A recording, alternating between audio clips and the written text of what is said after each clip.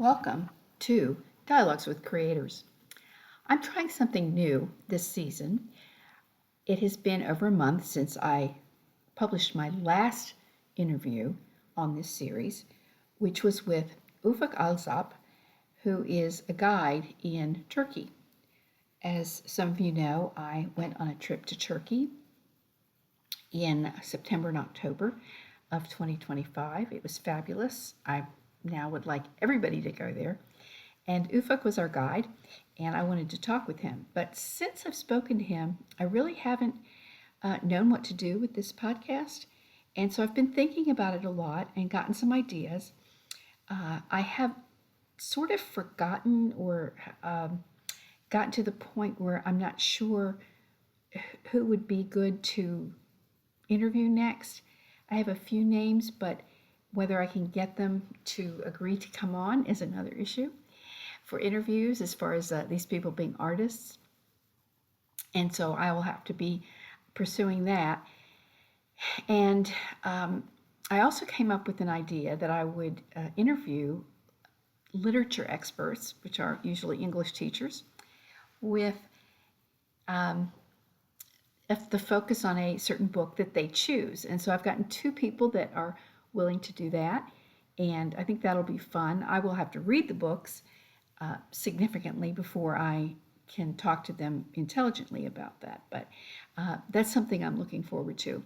And then I'm also going to be doing a series of just solos where I talk and hopefully talk about something that's worth listening to in the realm of creativity or maybe what's going on in the world. I have some viewpoints, and maybe you'll want to listen to them, and maybe they'll make you mad. I don't know.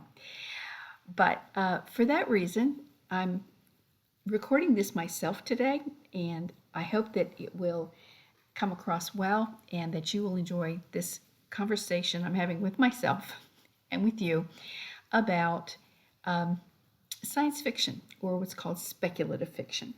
So I'll pause for a minute and be right back with you.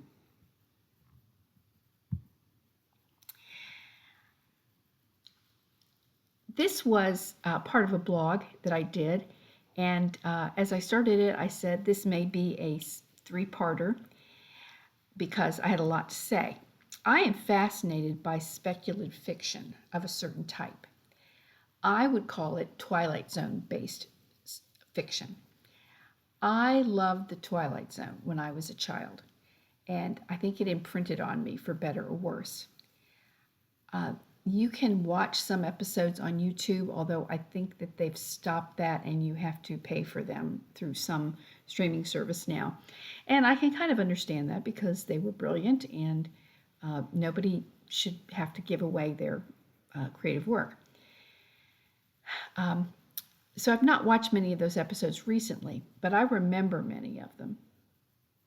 The basic aesthetic of Twilight Zone is there's a normal person or a character who may or may not be normal but is recognizable, who all of a sudden is caught in a nightmare world. And that idea, that trope, has a lot of possibilities. I've written some short fiction of that ilk myself. One day I hope to collect them all and self-publish them. I personally, as a writer, I'm not good about sending stories to contests because they always have a cost, and I haven't been all that successful with them. It's a little bit of a gamble. Nor have I sent very many to magazines. And so I just think I might post them on my blogs or put them in a book and self-publish them so that people can read them if they want. Anyway, speculative fiction, according to the all-knowing Wikipedia, and in this case they cited their sources, and it's the Oxford Research Encyclopedia of Literature, has the definition of an umbrella genre of fiction that encompasses all the subgenres that depart from realism or strictly imitating everyday reality, instead presenting fantastical, supernatural, futuristic, or other highly imaginative realms or beings. Actually, the source, the Oxford Research Encyclopedia of Literature, says this, and I quote, a super category, and that's super as in above, not super as in really fantastic, for all genres that deliberately depart from imitating consensus reality, and that's in quotes, I think that's an interesting term, of everyday experience. In this latter sense, speculative fiction includes fantasy, which I'll put an aside here. I don't read a great deal of, but I'm going to work on that. Science fiction and horror, but also their derivatives, hybrids, and cognate genres like the Gothic, dystopia, weird fiction, post-apocalyptic fiction, ghost stories, superhero tales, alternative history, steampunk, slipstream, magic realism, fractured fairy tales, and more.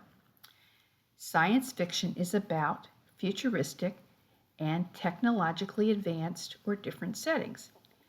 I like it and consider it rich for study, which is why I bought and read all of this book by Alec Navala Lee.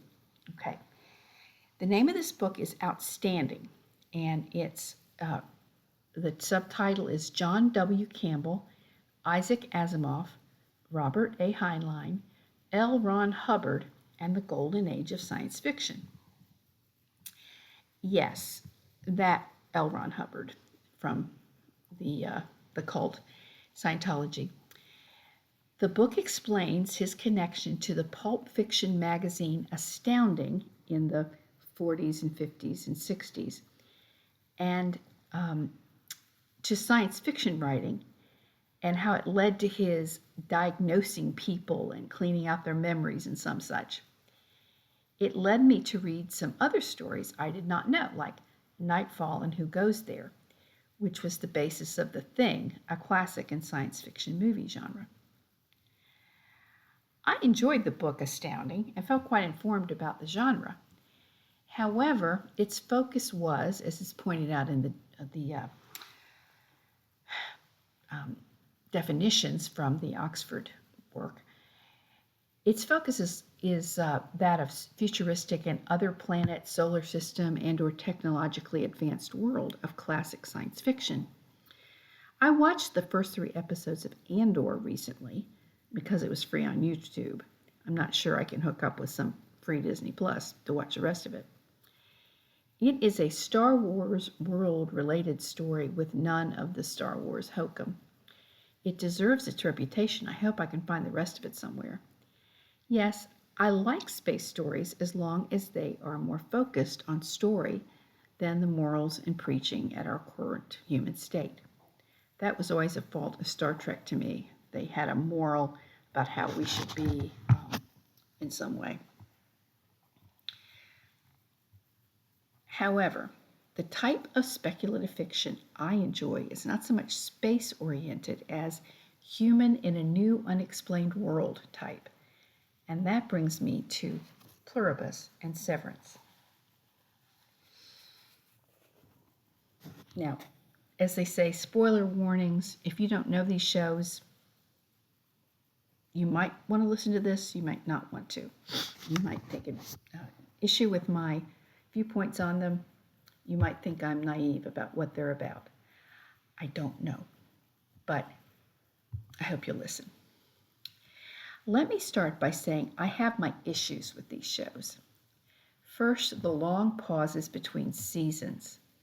Who knows when we will see the next season of Severance? And will I even care by then? Maybe not. The same is with Plur1bus, and you need to note the spelling, by the way, of how it's done. It's with a 1 in the middle instead of an I.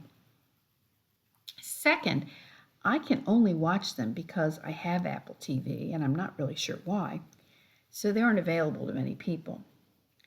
That may or may not be such a big deal. Third, they really inspire a lot of explanatory videos on YouTube. I, for one, fell into that deep well and have been able to escape it. Finally. The makers of the videos seem to have access to a limited number of clips from the shows that they play over and over again. But they have a lot of clips in comparison to what I would have.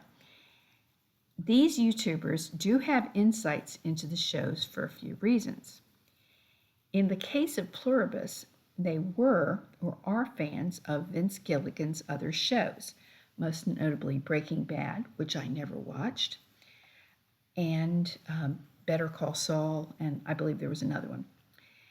Having never watched those, I came to Plur1bus with no preconceptions. I didn't choose to like it because of the director's previous work, which I didn't know about. I don't compare it either, which everyone seems to do. Plur1bus is what it is for me. Both shows have to have their gay-themed subplots. That is requisite nowadays. And they have a lot of foul language, so if you aren't interested in either of those traits, I don't recommend them. A friend of mine finished an MFA program at a large university and came up against the required LGBTQ issue. His professors wanted more of that, but he had no connection to it. He was more or less told it would keep him back from success as a writer. One has to sigh about that. I can't write about that subject honestly, so I don't. Being a famous writer is less important than my integrity, and I have enough trouble maintaining integrity as a writer as it is. Beyond that, both shows are intriguing and addictive, but are only science fiction in a tangential way. In Severance, the characters who are severed, more on that later, have a chip or some such implanted in their brains by choice to keep their work and home life separate. In Plur1bus, all but 13 humans on Earth, or maybe 12, I'm a little confused on that, are infected by a virus broadcast from space. Not the actual virus, but the data for it, and for some reason, the scientific community recreates it. Lab leak theory takes over. A rat infected with the virus escapes and bites a scientist, and that's almost the end. In a matter of days, the world is infected either by saliva or by the virus being sprayed on humans who were infected. In both cases, then, the science fiction-y situation is partly by choice. More on this later. These are my responses to the show Plur1bus. I began watching it in October. I do not remember if it was recommended on a podcast I listened to or if it just caught my attention on Amazon Prime or Apple TV. I think what drew me in is that the main character is a writer, a very successful one, far more successful than is believable. She lives in a house in Albuquerque that would be over $600,000 here in Northwest Georgia. That's a very lucrative writing career. So yeah, it's science fiction as far as that's concerned. In the first episode, and I will confess I have not rewatched any episodes, two things happen. The planet is infected with the virus, which the scientists have created, and we meet Carol Sturka, the writer.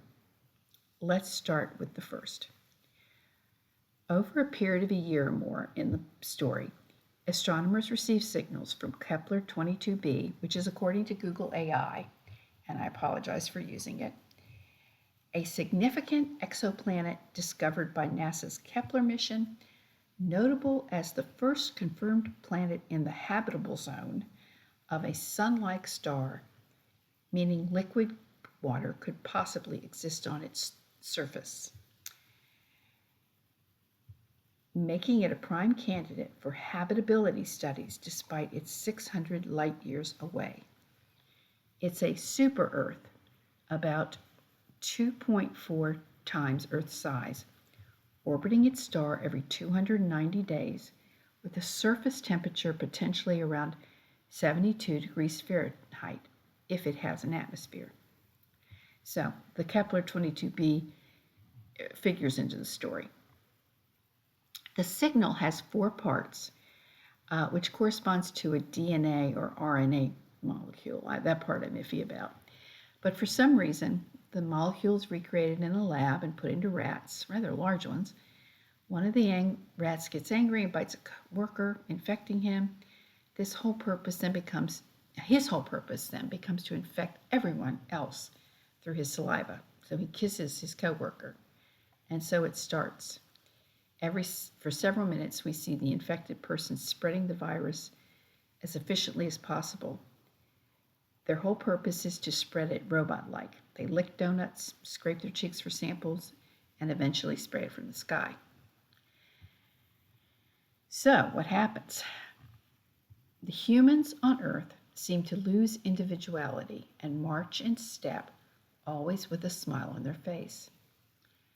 As the episodes go, we learn more about them now that they're all infected. They are supposedly peace-loving.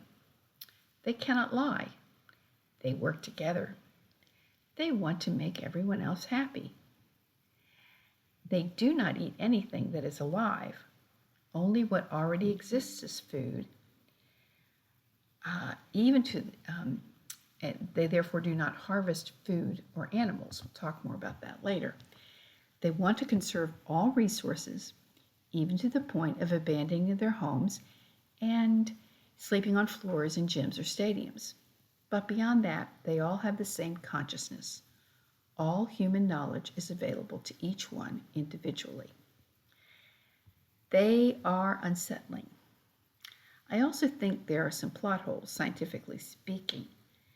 Now that they are infected, what is the organism's purpose? To simply infect or to survive? If it were to survive and reproduce and continue, and I thought that was evolutionary theory, would they not eat and find ways to feed themselves since they're going to run out of food? Okay, we'll return to that, as I said. And the biggest question for me, happiness is defined as harmony, and harmony is sameness. Is that harmony and happiness? The virus appears to me, in some commentators' view, a way to make the human organisms receptive to an electromagnetic signal, which is part of the plot of the show. However, not everyone was infected.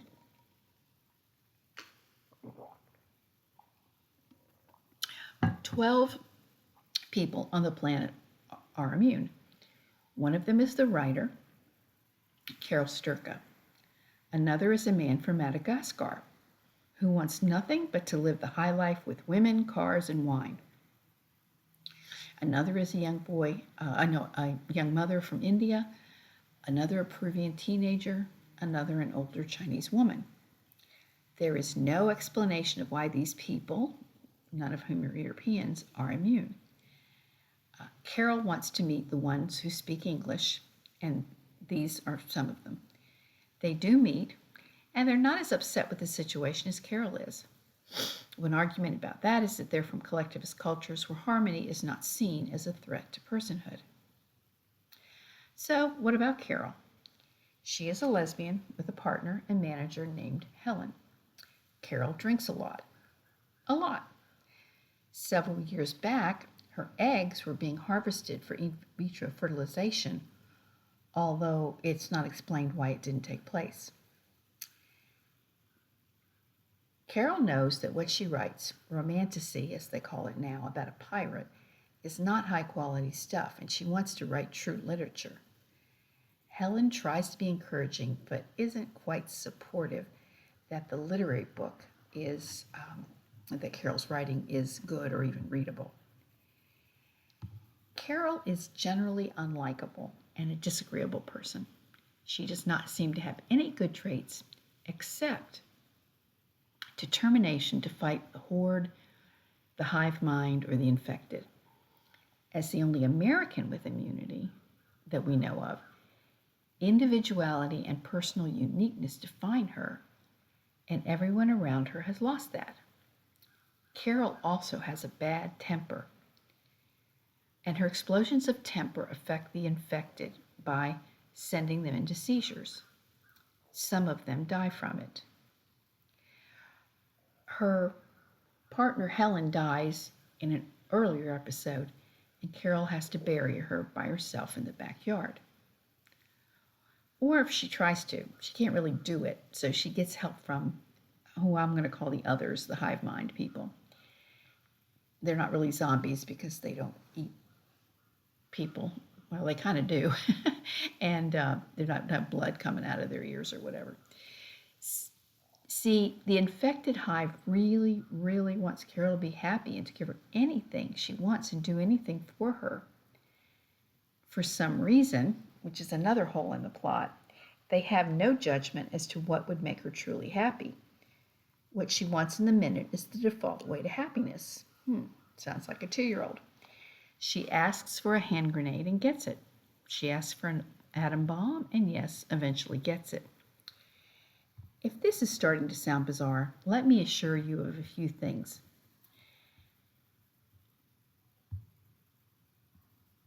It takes several episodes for all this to happen.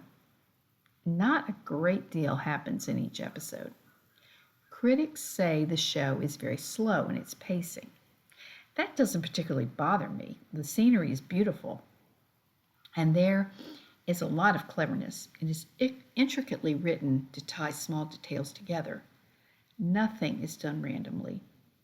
It also has a tie, according to one commentator on YouTube, to an old Twilight Zone episode, Third from the Sun, where the main character is named Sturka and leaves a planet to come to Earth because of an atomic explosion. What I haven't touched on yet is the 2 other main characters. One is Zosha, a formerly Polish woman who serves as Carol's chaperone and guide. After one of Carol's tantrums, the others, the hive mind, abandon Albuquerque to leave her alone and get their space.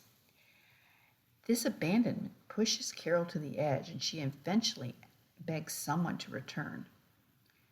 Zosha does and continues to guide Carol and speak as a representative of the hive mind to her. They also become lovers. Carol's resistance appears then to be crumbling. However, according to the collective's rules, she can only be assimilated through stem cell recovery, which she won't consent to. Think back to her eggs being harvested to figure out that spoiler. Carol wants Zosha to use the pronoun I instead of we, which she does to make Carol happy, but also possibly because her former consciousness is still there, which is the dramatic question. I think the show has another hole, though. If the others have access to all human knowledge, they would have it for their individual selves. Is the virus stronger than the knowledge? Zosha is a beautiful woman, and I like her. She looks like a friend of mine, but she is also very like ChatGPT. She is able to read Carol and tell her exactly what Carol wants to know. She feigns empathy very well. It's pretty creepy. At the emotional level of the show, I want Zosha to be freed more than Carol to be okay. Carol is very selfish and plain hateful. Essays on the show say we are supposed to root for her, so it's a bit of a deep reflection experience for me to figure out why I don't empathize with her. But I do want her to make the world right again. More on that. The other major character does not appear until the end. He is the 12th or 13th immune human. Of all things, a Paraguayan man who speaks no English and manages a storage facility. He is interested because he distrusts the others explicitly, will not eat the food they bring him, will not accept help from them, and does not want their drones to spy on him. He drives from Paraguay through the jungle, almost dies, is saved by the others, leaves them in an ambulance, and finally makes it to Albuquerque. He tries to learn English on the way. His name is Manusos. He has figured out that there is a radio signal frequency that controls the horde because the virus has reconfigured their brains, or maybe. Whether he is onto something, we will have to see. That was the last episode. So, what is a spiritual take on this? My first one is that I've spent too much time trying to watch YouTube videos, and I'm not doing that anymore.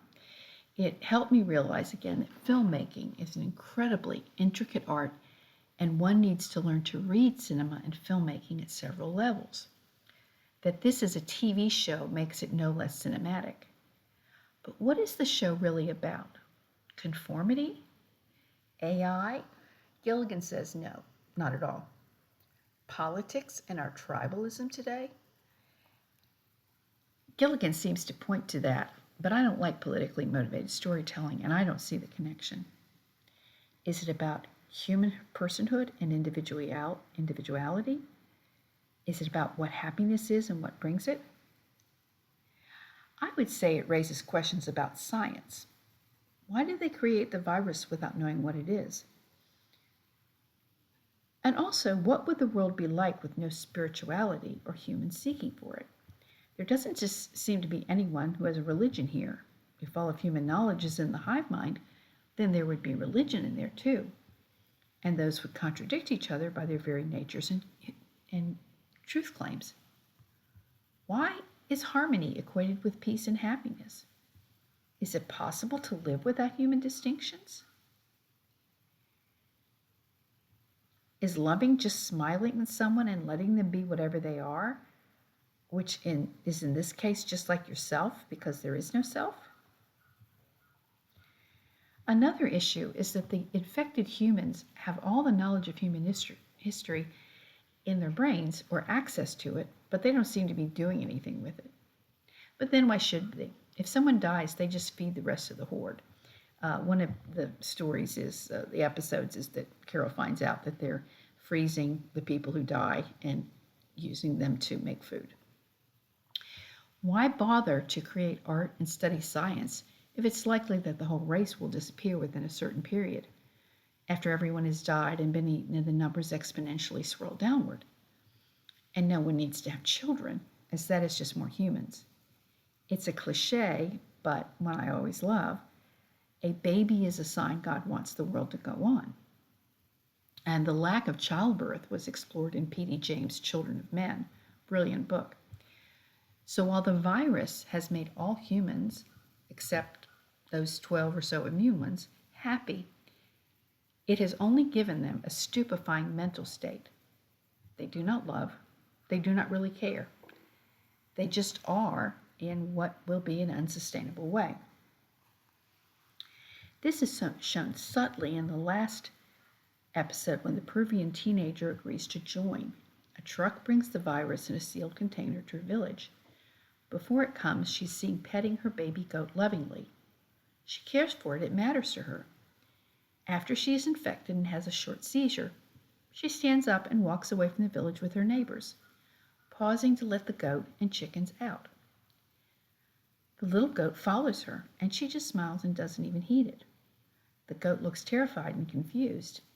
It is sad and tells the whole story in one sequence, I think. Where are the villagers going? Perhaps to blend in with another village? What will happen to the goat? Well, predatory animals will kill it, and the chickens. Life of any kind is not really valuable.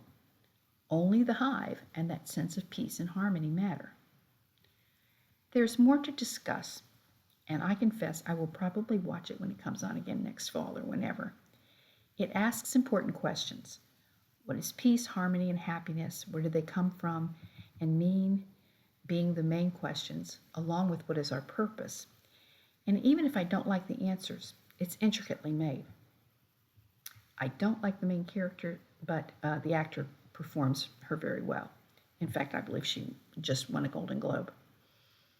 I think it would be a good program to discuss as an apologetic tool or in a philosophy class. Now, 2 more thoughts.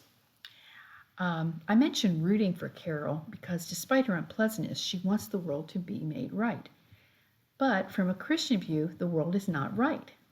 Now, it is beautiful but deeply flawed, just like every person. The imago Dei is marred in each of us in some way or another. Our loves are disordered, Augustine would say. So that Carol wants the world to go back the way it is, or was, is only to say she wants her own little self-contained world to be like it was. We don't get a sense she cares that much about other people anywhere in the world. She can't even get along with the other immune people. She doesn't want anything to do with Manusos, who, in his way, is trying to save the world. Carol is a sign of what is wrong with the world that makes the dystopia of the hive mind seem so nice to people. It reminds me of an American who goes to visit Japan and is blown away by the order, harmony, and civic peace they see. They come back raving about it. But this harmonic overlay masks cultural propositions we Americans would buck against, and the deep-seated ethnic superiority of the Japan of history. So Carol's character is fascinating and well written, despite my preference even for the hive mind Zosia and the driven, obsessed Manusis. He wants to deliver humanity from the collective and will stop at nothing. He doesn't want to be beholden to them, to the extent he eats cans of dog food he finds in the storage facility, rather than the food that the others bring him. Speaking of food, as to what the Horde eats, think of the old movie Soylent Green. It's a classic, but if you don't know it, Soylent Green is the only food available on a starving, overpopulated planet. Or at least it's the most common food. The Soylent Green is supposed to be set in 1970s Los Angeles, or actually 2020 Los Angeles. It's futuristic. The old people are the Soylent Green, the source of it, and which leads to the famous line by Charlton Heston, Soylent Green is people. In Plur1bus, millions of people died, almost 1 billion in the joining and after Carol's tantrums. Also, one video asks, where are the babies? One episode is devoted to Carol learning about how the Horde lives off dead human byproduct. Again, this seems to be anti-survival when they could at least eat vegetables or plants, which they don't. So it's an odd aspect of the show, seemingly just for the squeamish effect, or just to show the new regime is actually malevolent, not beneficent. In fact, nothing about the hive mind seems good to me. They cover destruction with a nice veneer of smiles and compliments, and they will bring Carol anything she wants to pacify her. I think I would be picking at my blog post on Plur1bus and this podcast every day if I let myself, so I'll leave it alone at this point because I'm 32 minutes in. I want to move on to Severance as my second example of speculative fiction that I've been immersing myself in, with several provisos or caveats mentioned up front. I call it speculative fiction, but it's a film, a show, not prose on a page. Same with Plur1bus. I do read other speculative fictions, just not as often.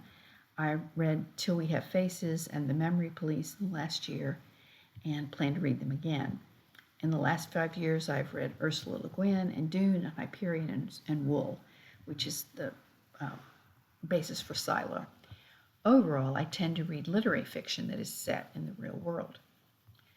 Both of these shows touch or kind of Venn diagram into typical space and technology science fiction, but are definitely more about the psychological matters involved.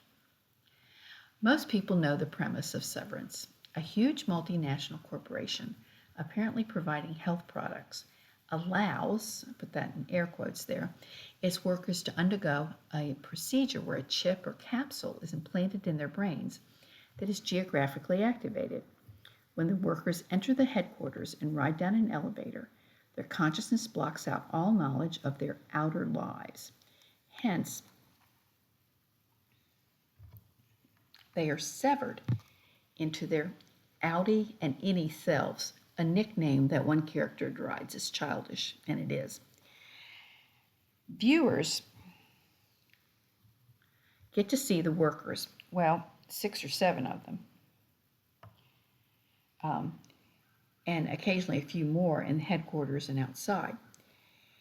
Outside their work habitat, the employees are not supposed to know anything about their work, which is highly mysterious and important, although it looks like an old game of Pong from the 1970s.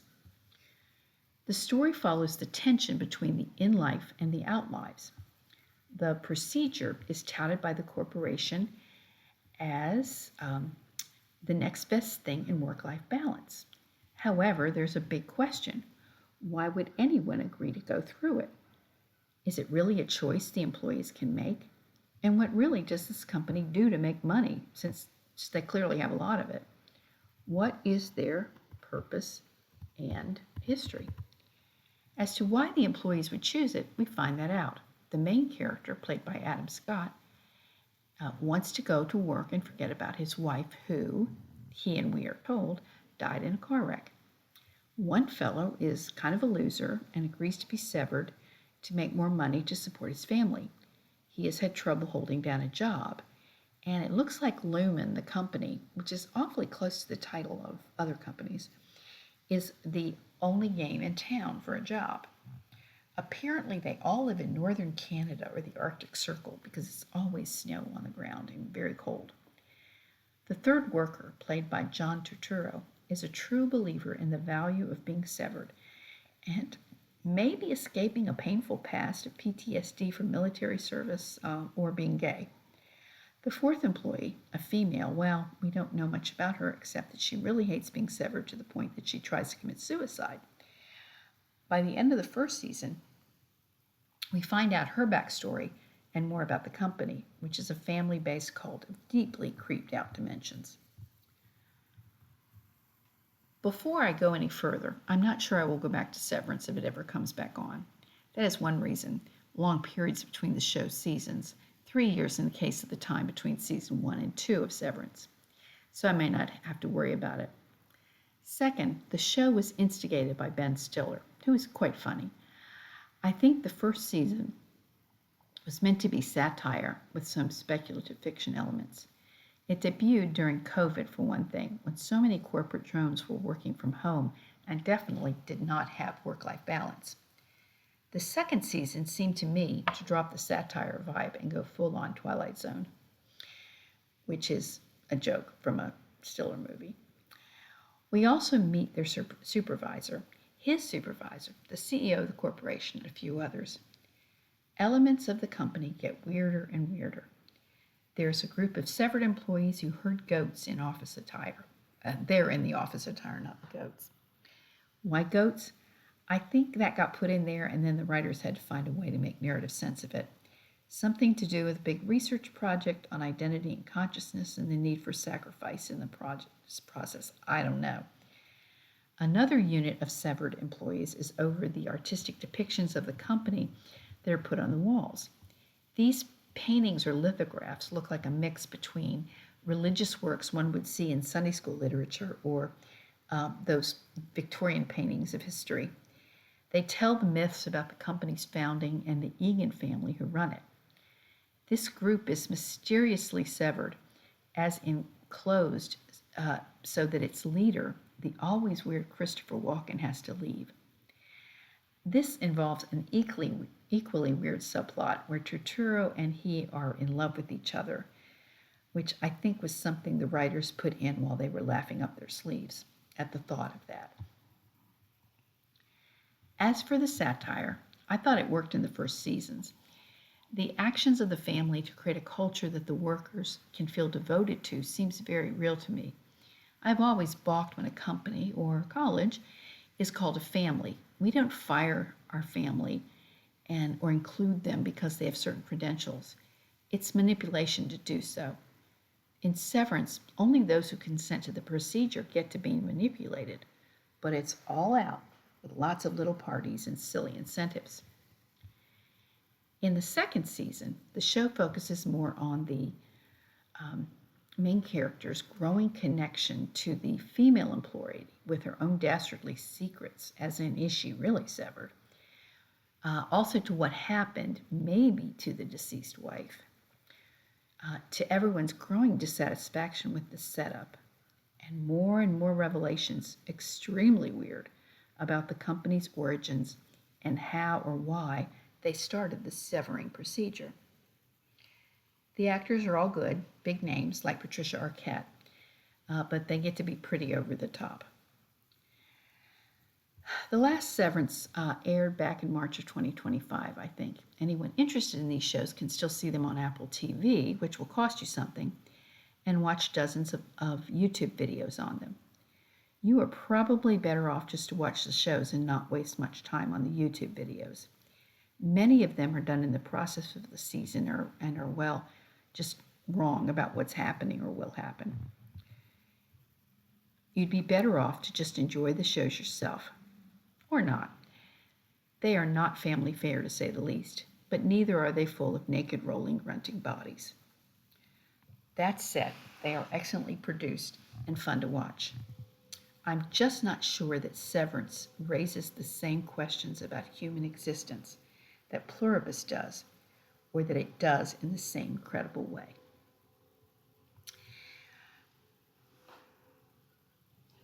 All right, that's the end of my program as far as that's concerned. I want to say a few more things.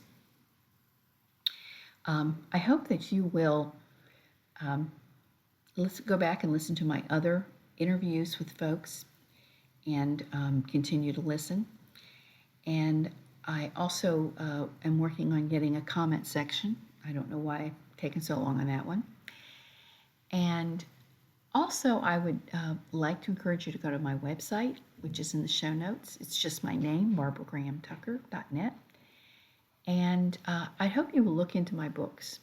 My most recent book, Lying In, was well received. And I have a lot of others that I think are also good. And I hope to be putting out another one or two this year. Thank you for listening, and I hope to hear from you and to provide continuing quality programs for you. Bye-bye.